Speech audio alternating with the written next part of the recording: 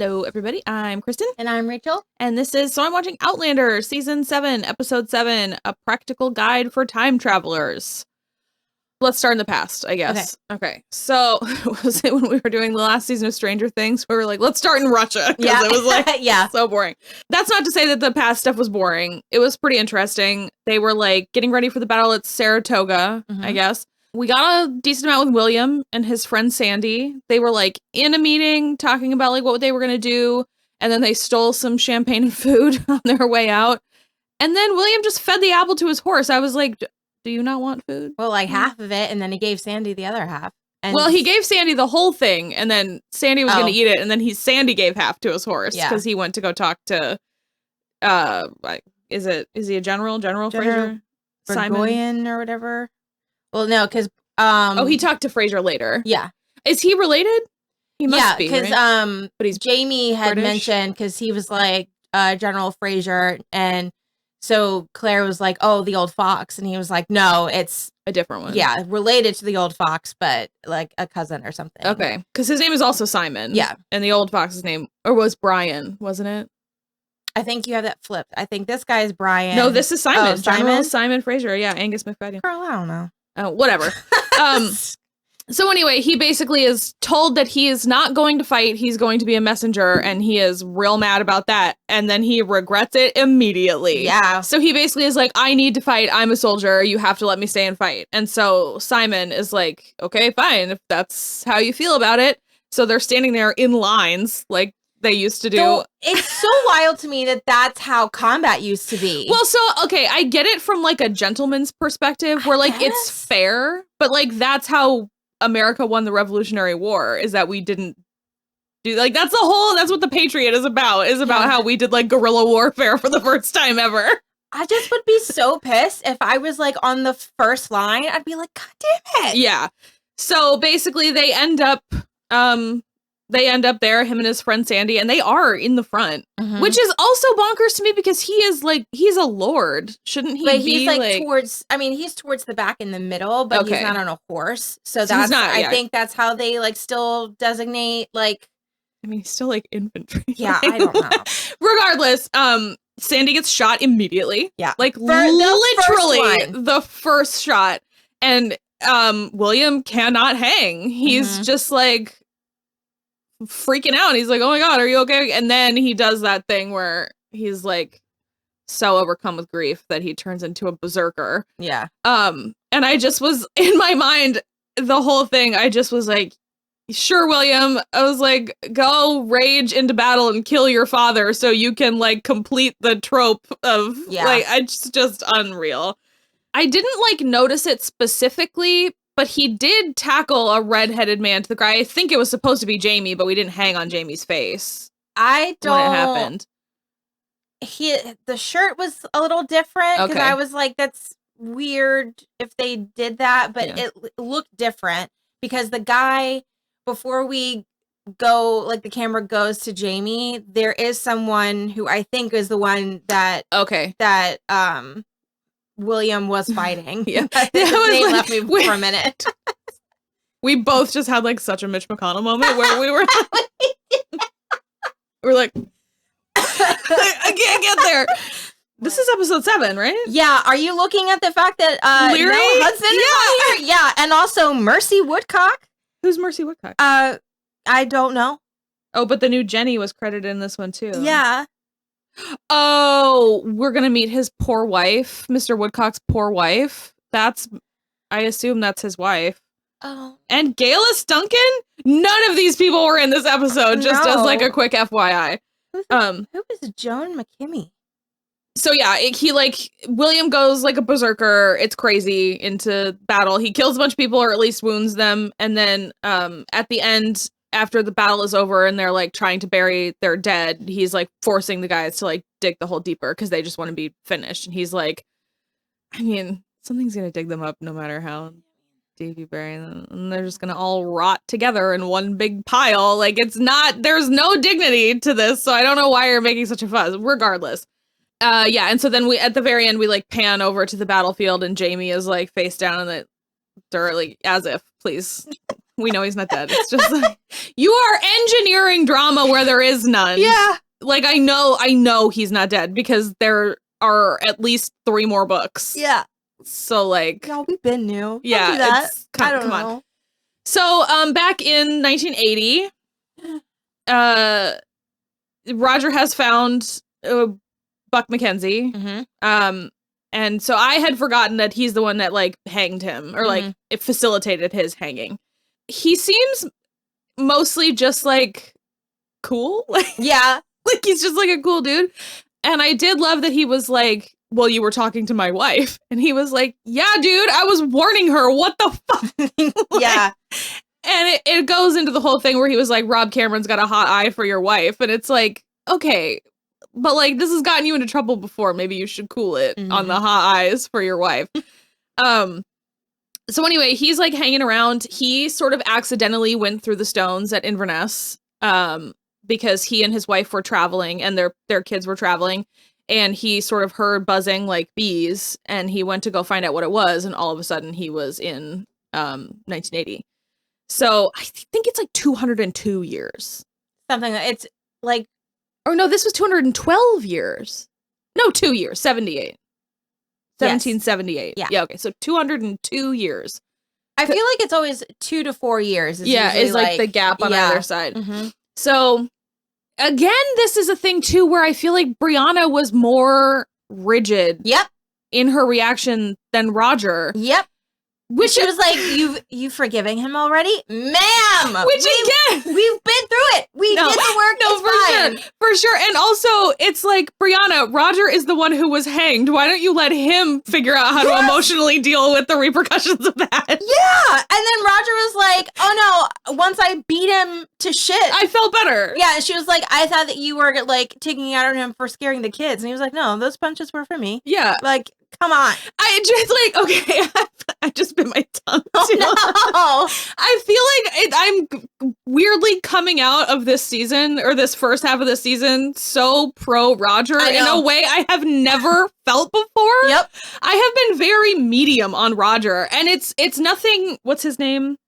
I always forget his name, the actor. Richard Rankin. Mm-hmm. It's nothing to do with him. I think he's doing what he's supposed to be doing, but like Roger has, even in the books, he never was my favorite character to be dealing with.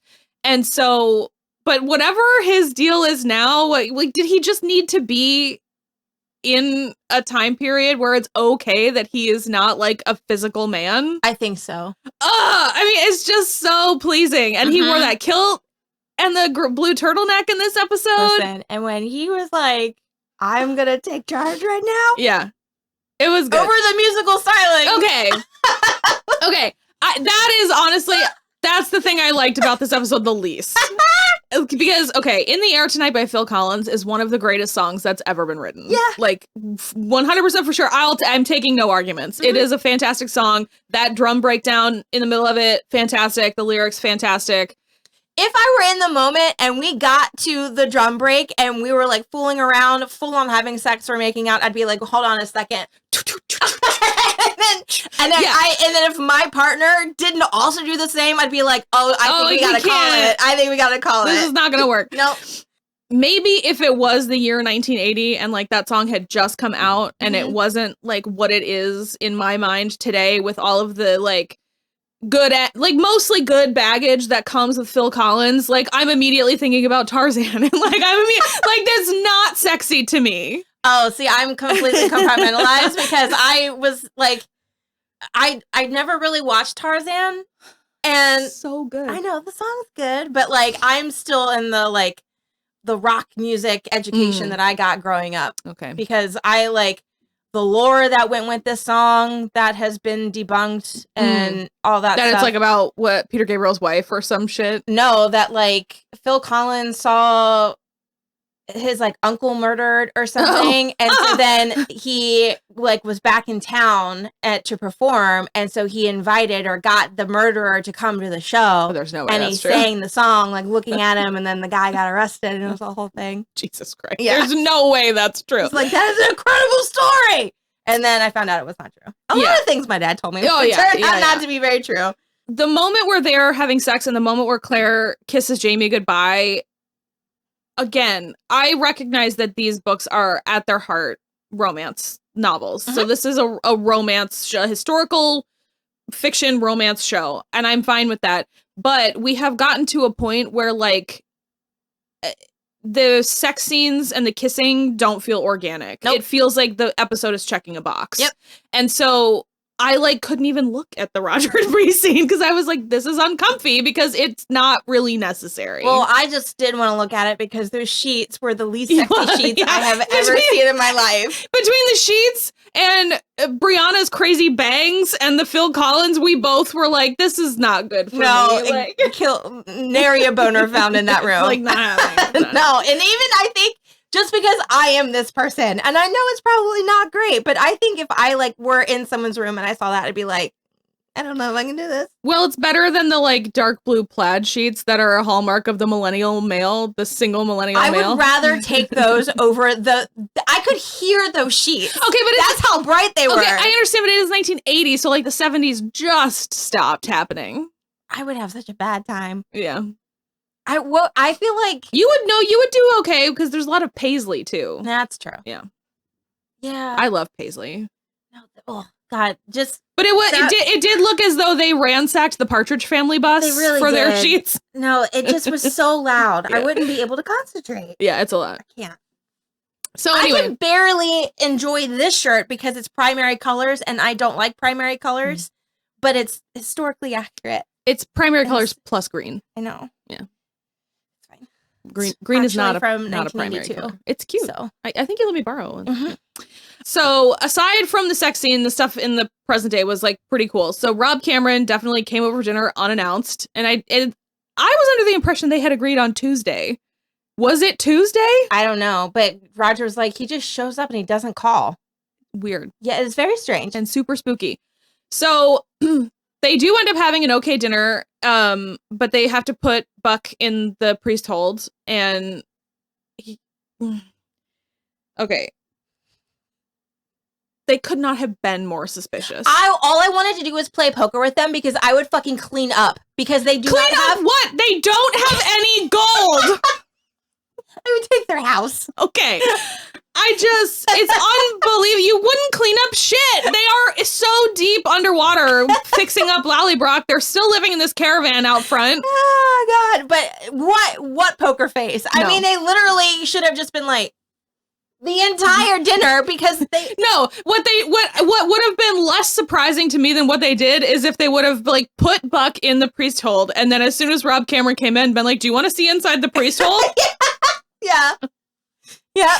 Unbelievable. So it's like, Bree was actually doing okay. No, but Roger was horrible.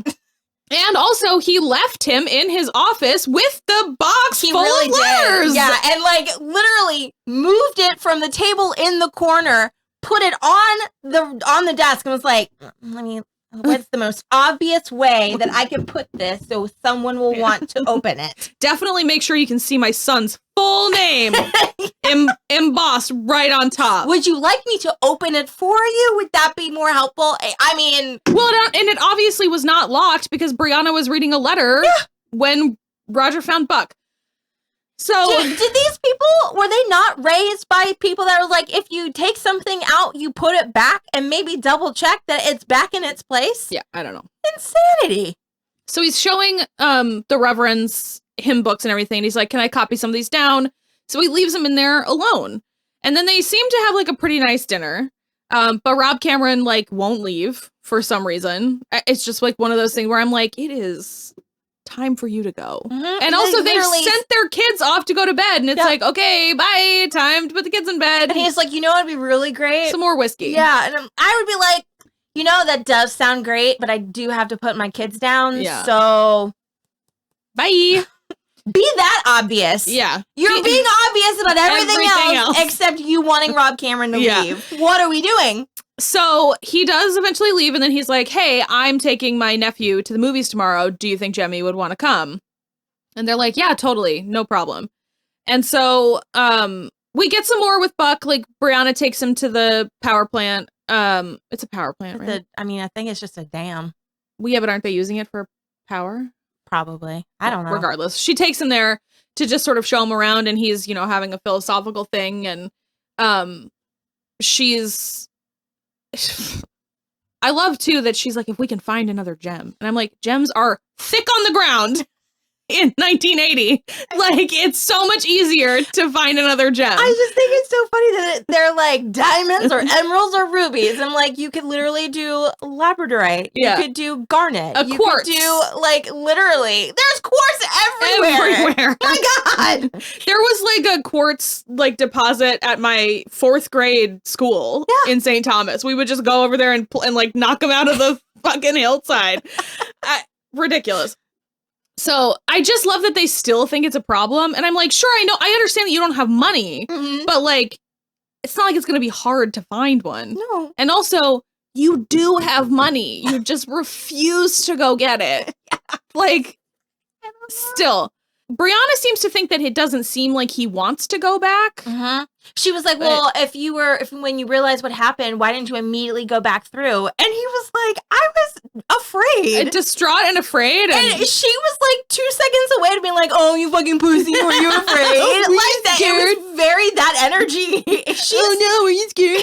Oh, well, baby's too scared to go back to the stones. So here's the thing about Brianna is that, like, I don't think she understands what it's like to go through by accident. Yeah. So it's like Claire was surely terrified. Yeah. And so Buck was surely terrified because he had no idea. But then it was like, because Claire went back on purpose and Brianna went on purpose and Roger went on purpose and both their kids went on purpose. Even and they though all I had think Mandy's too young. information on how they needed to do it. And what it was going to feel like and everything. So I think she was prepared in a way that, like, where she's like, oh no, is it scary for you? And he's just like, yeah, bitch, I don't have. Plus, she came from a modern time where things are loud. Right. Ma'am, I have never seen an airplane before. Give me a break. Just like, also, Roger is trying to be like, yeah, you could probably take Jemmy's airplane back to the past with you. And I'm like, Roger! Stop trying to, like. I don't understand. These people are so educated. Why are they so dumb? I don't get it. It doesn't make any sense because I'm like, are you trying to create a Doctor Strange like timeline event? Like, yeah, or wouldn't you think that if you brought that back, I don't know, Morag might be burned at the stake for having a fucking airplane toy? I don't know. I do feel that. Because it absolutely would be Morag. It would not be Buck. Not him for sure. Because he just was like, my son would really like this, and like, have you been in an airplane? And he was like, yeah, a couple of times. I don't know, there's just like so much stuff in this episode that I was like, why is this the way is this the way we're going? Then it's the middle of the night and Roger wakes up and goes to his office. He wakes up in the middle of the night, goes to his office, and it's almost as if he's been feeling like something was wrong with the box every time, because every time he goes in there he kind of like shifts it around. And so he finally realizes that it looks like a paper was like moved or whatever, but he doesn't investigate it further. And so then when Mandy's not yet, I'm sure he's going to, but when Mandy starts screaming, he's like, the box has been disturbed. And I'm like, are you sure though? Like, Brianna put it away very immediately when you found Buck. So maybe it's that letter. So who knows?